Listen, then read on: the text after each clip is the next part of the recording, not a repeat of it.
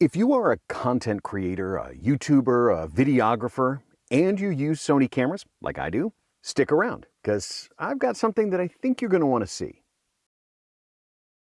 For all of my YouTube career, I guess, I've been using Sony cameras. And for the past few years, I've used the moderately priced as cameras go, A6400 in the Alpha series, and I've also used the Sony ZV-1. They've been rock solid, they've been reliable, and aside from the short battery life, they've done everything I've needed to do almost.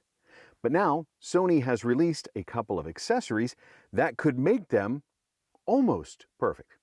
Almost. We'll talk about it. First of all, I want to say thank you to Sony for sharing these pre-release models of these two microphone systems. I'm not being compensated by Sony. They don't get to see this video before you do, and I don't get to keep these microphones. They sent me a message that I have to send these back, so no compensation at all. They just asked me for my feedback on these, so I figured I'd make a video and talk about how these things work and give some of my feedback. So what is it that I'm talking about? Well, Sony has released two new wireless microphone systems, and we're going to take a look at both of them right now. And depending on what kind of content you make, one or both of these might be just what you're looking for. The first system is the one that you see right here. This is the ECM W3. This is a wireless, clip-on, lavalier style microphone that comes with a kit with either one 2-channel receiver and 2 transmitters, and also one that's a single microphone option. The kit is lightweight, it's compact. You're seeing these come out more and more, but these have a couple of tricks up their sleeve. You can buy this, as I said, as both the 1 mic and the 2 mic kit. The 2-channel wireless microphone system is called the ECM W3, and if you're using the 1 microphone system, which they didn't send me for evaluation, but that's the ECM W3S. Now, if you use Sony cameras, if you're in the Sony ecosystem like I am, then this microphone, one of the nice features about it is its excellent compatibility with the Alpha series and the ZV-1, the ZV series of cameras, and a lot of other ones. If you have a reasonably recent camera, there's a feature that you may or may not know about it, and that is the hot shoe is actually the multi-interface shoe. I've heard it referred to as the MI shoe. For these microphones, you don't need any cables to connect the microphone to the camera. You just plug it right into the hot shoe and you turn it on. Simply plug it in and you can start recording immediately. No wires necessary. And this is fantastic, at least for me, because it means no more of these little coily jobs that always seem to disappear or get caught on something. In the Sony's case, because we're in the Sony ecosystem, you just plug in the hot shoe and you go. The hot shoe does offer a little protective cover that also has a 1/4-20 mount on it. So if for some reason you needed to mount the microphone not on the camera, but separately, and go back to one of these little coily deals, you can. But I think of it more as a protective cover for the interface contacts on the hot shoe itself. Now, it does say it has a range of over almost 500 feet.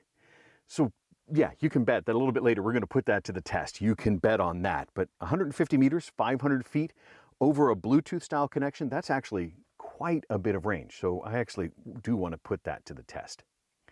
Now, on the receiver that you plug into the camera, you have the option on the switch when you turn it on of going between analog and digital. And when I first got it, I thought it was the communications protocol between the mic and the receiver, but it's not.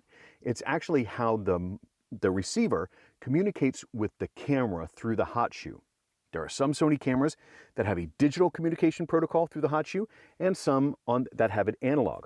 Both my ZV-1 and the A6400 use the analog connection. I guess it's probably because they're either older or more on the consumer side. I'm not sure what the differentiator is, but they do work when I put them in the analog setting.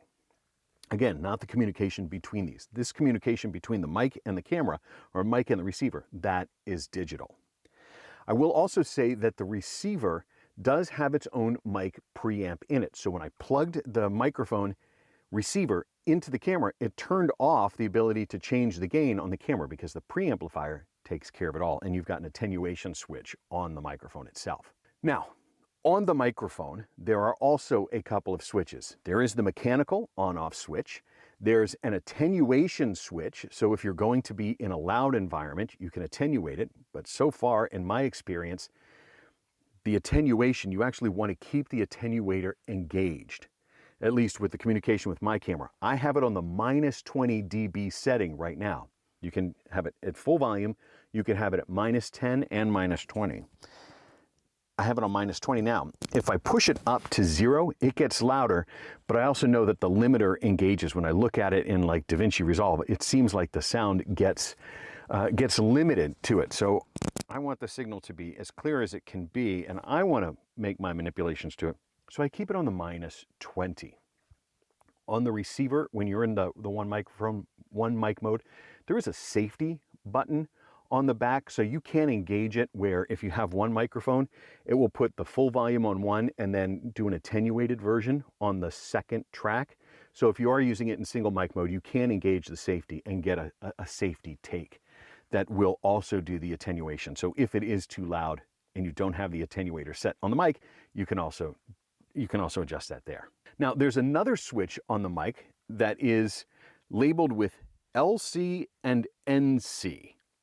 NC at the top, I think means noise cancellation, but it's really, from my experience, it's a noise reduction filter. It helps attenuate the background noise without fully trying to cut it away. So you'll still get the atmosphere. If you're recording on a trade show floor, interviewing people, you'll still hear the people milling about, but your voice will cut through much more clearly. When we take this outside, we'll also see how that works. The other one is LC, which is a low cut filter, which essentially removes the bass, and it removes quite a bit of bass. Watch, I'll put that on now.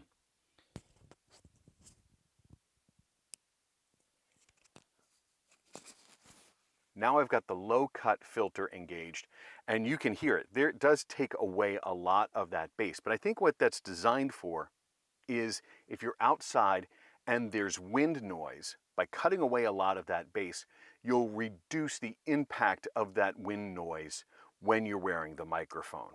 I'm going to put it back to the flat setting again. So it's back on flat. But in my opinion, the better option for that is to use the included little furry filter. There is a furry filter, and this does a great job of cutting away any wind noise without using the low cut filter. This goes just by plugging in to there's a little prong here that plugs into the little hole on the end of the microphone. Forgive the handling noise. We plug that in. And now we've got the fuzzy windscreen, which for me does better at blocking the noise while still retaining a more robust sound. Now, on the receiver end, there are two additional switches. There are two switches. First, there is that on-off switch that we talked about that allows you to connect to pair with the camera either digitally or analog, whichever is right for your camera. And then there's another switch labeled SEP and Mix. And what that does is if you're using the two microphone option, when you link both microphones to the receiver, you can either have them appear as one microphone on the left channel, one microphone on the right channel separately, or you can mix them together so that they'll both be right on top of each other. And that will really just govern sort of what your editing decision will be on the other end. If you prefer to record them separately, then you'll have to sum them to mono, but it may make it easier to make your editing back and forth. Whichever way, it's just a way to decide how you want those tracks to appear on your recording. Now, on the other side, there is a USB-C port that you can charge, and there is also that mic out. So if you do need to go back to one of these little coily deals, you can plug this into a camera that does not have the MI interface, but just has a regular mic in on the side. When both the receiver and transmitter are turned on, they will automatically connect. So there's a power light on the devices and there's a link light, and the link light will turn blue when both units are paired up, indicating that they are connected. On the bottom of the transmitter and the receivers, you can also see there's the little copper contacts. this whole system can be recharged at once with the charging case.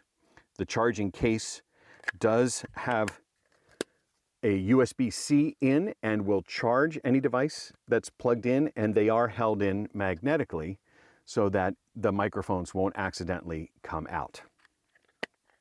All right, now why don't we go outside and we'll put the claim of the 150 meter distance to the test. So for this test, I'm going to go out over 500 feet away from the camera, and let's just see how it works. All right, let's go. This is a distance test of the Sony ECM-W3 wireless microphone. I have noise cancellation turned off, trying to get the maximum power here. I'm just going to walk towards, and we'll see if anything happens. Every so often I'll stop since I can't hear. Every so often I'll stop and just do it again. So this is a distance test of the ECM-W3 mounted on a camera. I'm just going to keep walking towards, and we'll try and get some distances for what this range is, and we'll hear if there are any dropouts. I do have the wind muff on. I do have noise cancellation turned off. It's not very loud here at the moment, so I figured there's no sense in having noise cancellation. All right, now a dump truck has come into view. I'm going to put the let that resynchronize for a second. And now the noise cancellation is turned on, and there's a dump truck right next to us that's giving just the normal rumble of a dump truck engine. It's not doing anything major at this point. And I'll turn the noise cancellation off. Noise cancellation is off just so we can see if there's any sort of difference. All right, so now I'm walking towards. I'm going to keep walking towards the camera,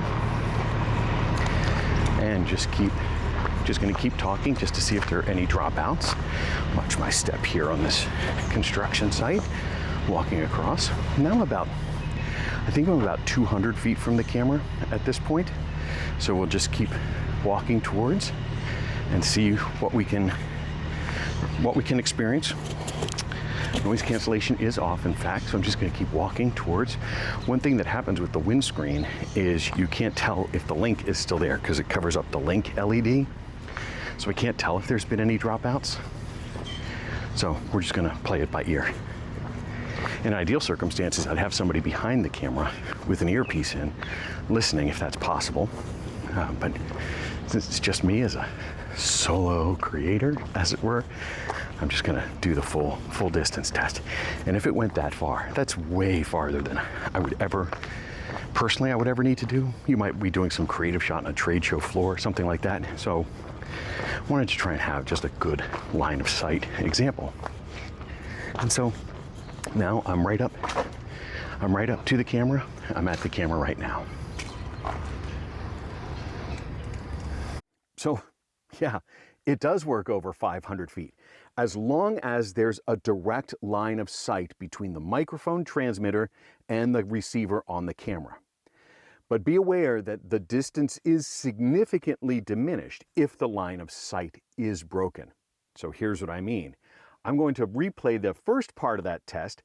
That was as I was walking away from the camera to the 500-foot mark. I kept talking, and I noticed that there were significant dropouts when my body, it's a substantial body, was between the transmitter and the receiver. Once I got about 200 feet, still pretty far, but significantly less than 500 feet. Let's take a look.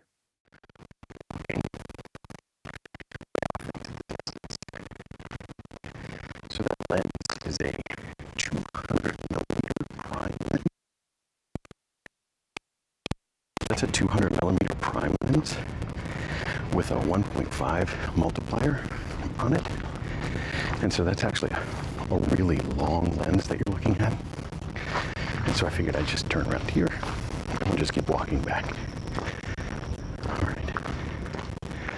So now I'm down here and we're just gonna walk back. And now it bears noting at this point that this is a microphone transmitter, not a recorder like some of the competition out there. So maintaining that line of sight is critical if you're going to work at a distance. You may also be able to pay attention to that link light, but if it's facing away from your monitor and so forth. So you really have to maintain that line of sight, or maybe not work at 500 feet. So that is the wireless lavalier style microphone, the ECM W3. Now, let's shift our focus to the other microphone that Sony sent me.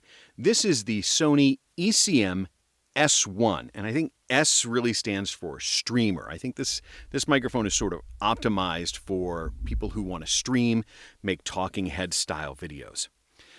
This one has the look of your sort of typical side address, large diaphragm condenser microphone, but it's not really that. Inside this little basket, there's actually 3 different capsules in there. There is a unidirectional capsule. Unidirectional means it's just sensitive from the front, or a cardioid style pickup. There's also an omnidirectional option, so I can stand anywhere around the microphone. And the third choice is a stereo pickup, which is an interesting feature, especially if you're going for like an ambient capture, trying to capture an atmosphere somewhere remote from the camera and get a stereo image. Personally, I think the main use for this is in sort of this kind of situation, talking head, streaming style setup like you see me doing right here.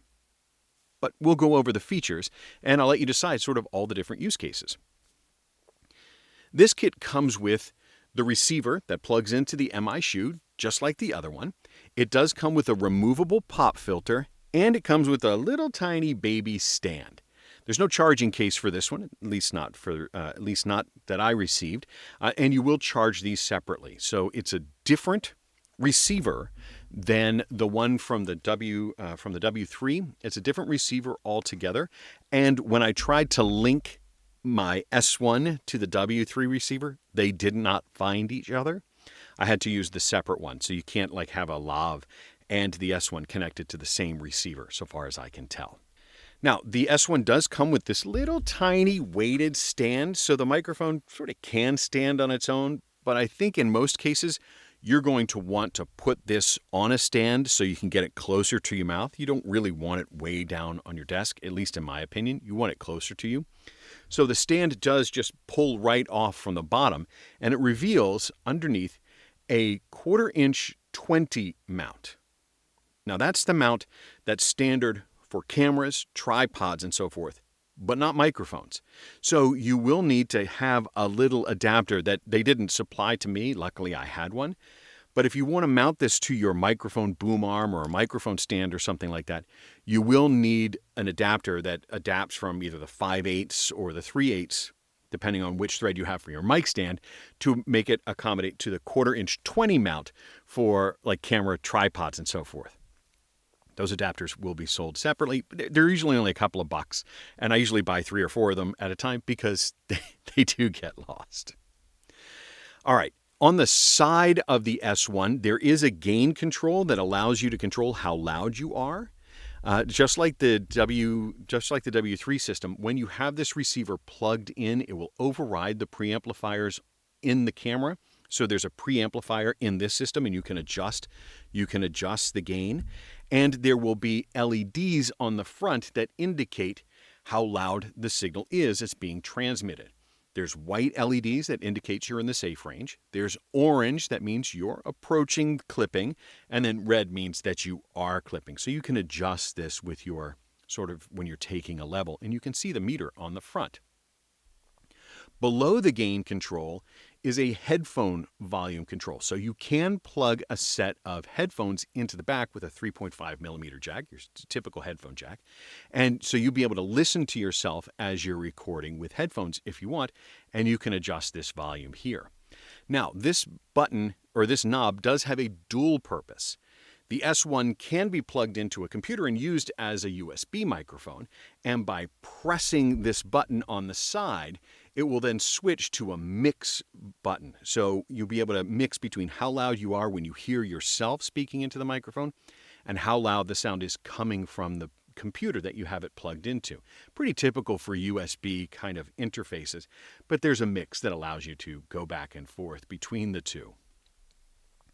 On the front, in addition to the power switch and the link indicator, there is also a mute switch that you just sort of see that it automatically mutes, and it will turn red on the front to indicate that you are muted.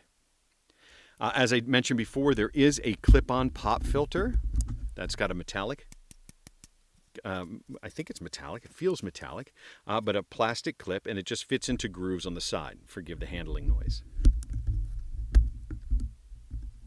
And that will automatically block any plosives that are sent into the mic. There are also two switches on the back. The top one is the different pickup patterns. The bottom is, just like we saw with the W3, is the noise cancellation and low cut switches. We'll quickly go through each combination here. If you're making talking head videos like this, if you think this is going to be your typical use case where you're gaming, streaming, making YouTube content, then something like that, then the pattern that you'd want to choose is the unidirectional option, which is the top choice on the back here. That's the right one. And as I move around and talk into the back of the microphone, you can see that it picks up a lot less of my voice from the back. So this allows you to focus the sound right onto your voice. Now, omnidirectional, let me just switch that. The center choice, being omnidirectional, means that no matter how the microphone is arranged, it should be equally sensitive, virtually equally sensitive all the way around. It shouldn't sound any different. So if you're in a situation where you're trying to record several people, say at a table in an impromptu conference or interview, something like that, then the omnidirectional choice is the right choice for that. The last choice is the stereo choice. The stereo choice allows you to capture sort of a more immersive environment with the sound that will allow you to move it around. So if you're trying to capture how an environment sounds, you're recording in a cafe or in a trade show or outside or something like that, by having it in the stereo mode, you can actually capture more of that ambient sound. Also good if you want to put this remote from the camera to where that sound is. You're miking a stream or a waterfall or something like that. Stereo might be the right option. Okay, I'm going to go back to the cardioid pattern.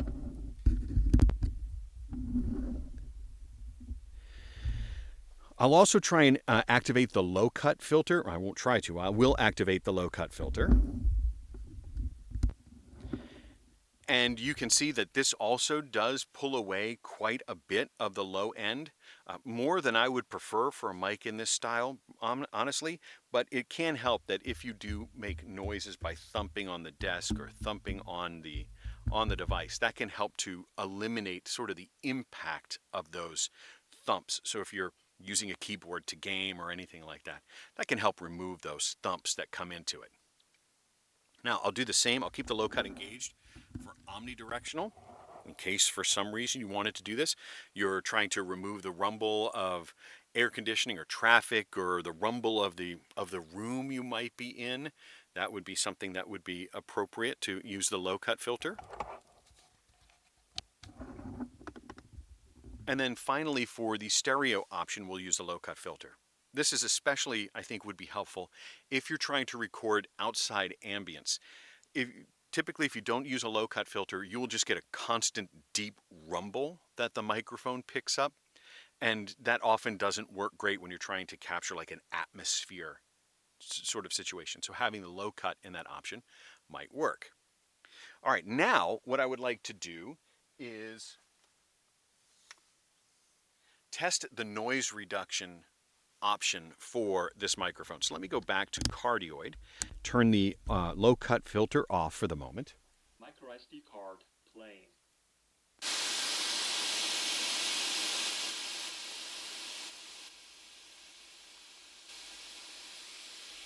Okay, so now what I'm going to do is I'm going to try and simulate a loud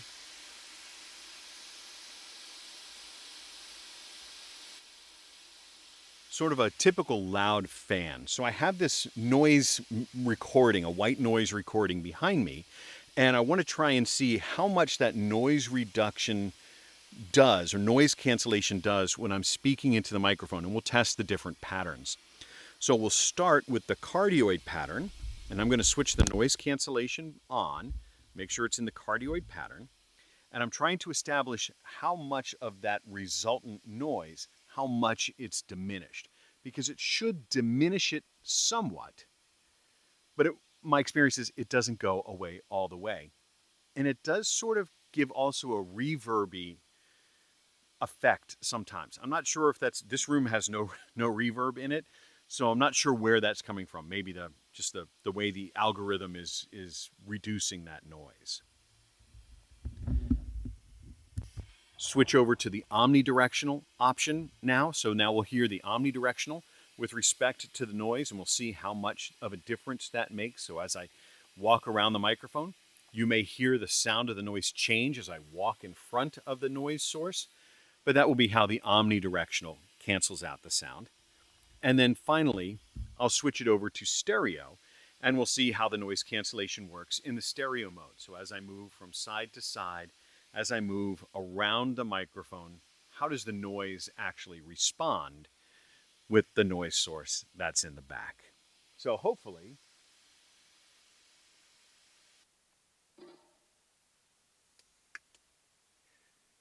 turn the noise cancellation off. Noise cancellation off, going back to cardioid. So there you have it. That is the ECM S1 microphone from Sony.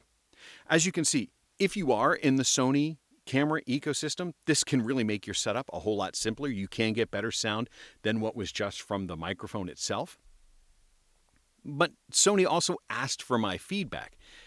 And I do have a couple of suggestions for improvements. How would I improve this for the next version of these products? And just some points I would like us to consider. Let's go back to the W3, to the wireless lav microphones. This has a great case. I love the case, right? Everything just clicks right in, magnetic, holds great. Perfect. Love that. However, you also have to keep track of 2 furry windscreens and the protective cover for the hot shoe mount. These don't fit in the case. So now what do I do? Isn't it possible to make the case have like a little fabric pouch or something to hold these? Because right now what I've been doing, just to make sure I don't lose any of this stuff so I can return it, is I've been keeping it in my own case, and this is how I've been storing this microphone system. Not ideal. I really wish that the case did hold all of the stuff that you need for the wireless system. Otherwise, you're going to lose those little furry things, and then I don't know how easily they're going to be to replace.